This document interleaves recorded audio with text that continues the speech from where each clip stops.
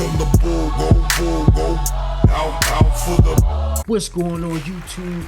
It's your boy Jason Plays back in this jank with another video. And on this video, I'll just share a few thoughts about the PlayStation 5 Pro.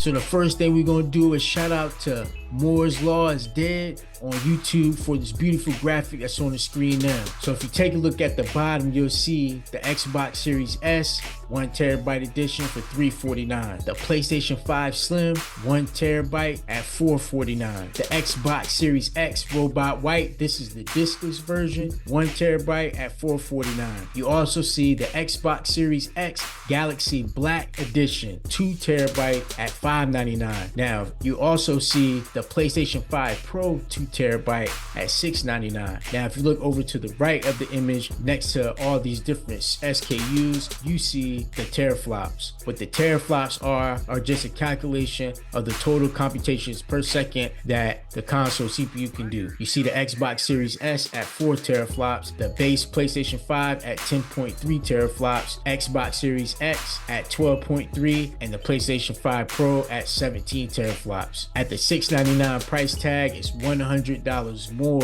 than an Xbox Series X with the same amount of storage but less power. Now, what the Xbox Series X does have is a disk drive, and the PlayStation 5 Pro is an all-digital system. But if you own a PlayStation 5 Slim with the detachable disk drive, then that disk drive can also attach as well as the console covers to the PlayStation 5 Pro. So the way I look at it is that Sony is filling a void this generation that isn't there. For example, Microsoft has the Xbox Series X and the Xbox Series S. The Xbox Series X is the base console, right, at 10 teraflops, and then the Xbox Series S is the lesser console with 4 teraflops. Now both of these systems play the same games but not at the same frame rates and the same resolutions because the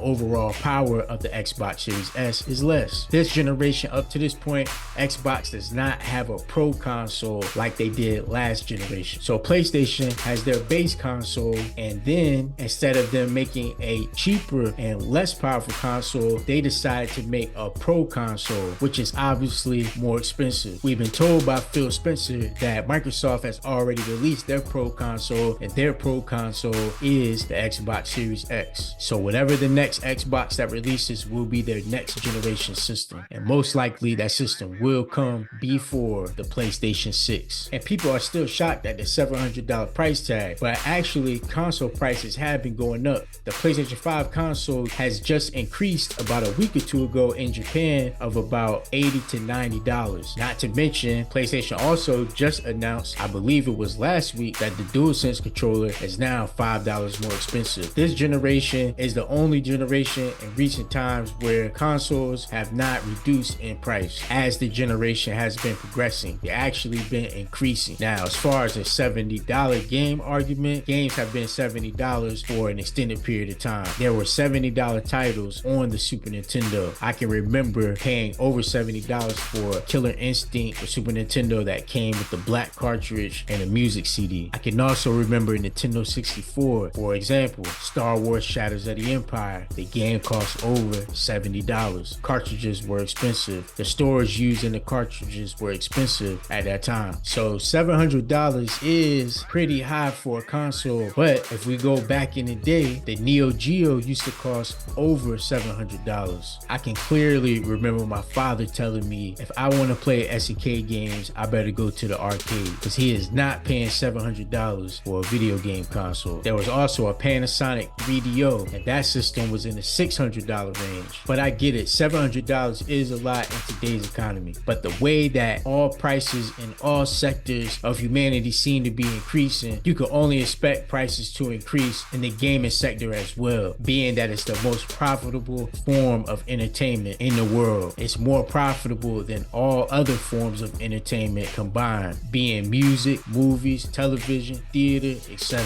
Another argument is that people are saying, well, since it's a Pro system, it should have a disk drive because being that it is air quotes Pro, that it will include all enhancements. Also including the fact that a large amount of enthusiasts are also physical game collectors. But obviously Sony decided to keep the system all digital to cut down on costs. Even Phil Spencer, head of Xbox, has said that optical drives have been harder to locate and manufacture, as well as the prices have increased because not many devices use optical drives these days. Another sentiment that's being echoed is that at this price point, $700, you should just build a PC. And yes, true, you can build a PC for $700, but for the performance that you probably will see with the PlayStation 5 Pro, your PC will probably cost double what the PS5 costs if you are using your PC for gaming primarily. So I'm not really upset with the price of the PlayStation 5 Pro. I understand that this product is for the enthusiasts. The PlayStation 5 Pro is for the console gamer who wants the best and most robust console experience they can get at that time. Is it for everybody? No, but Sony is targeting a specific enthusiast market. And if you're not a part of this market, then really it shouldn't bother you. So do you think you're a target audience for the PlayStation 5 Pro, or is the PlayStation 5 that you have now good enough? Let me know in the comments below. And if you like this content, like the video, share with a friend, subscribe to the channel if you haven't already. Yeah, we gaming ghosts.